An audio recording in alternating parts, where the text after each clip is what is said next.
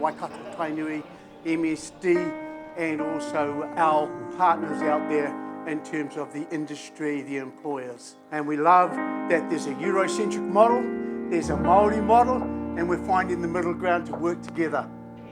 Because it's not about who's better or who's worse, it's how do we find the middle ground to ensure we grow the greater opportunity for those that are yet to come.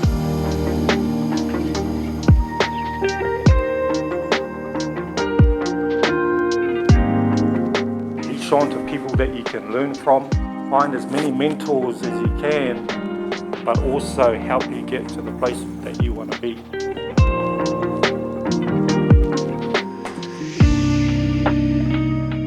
And form a partnership and do it properly, then this can be an awesome pathway for more of our whānau.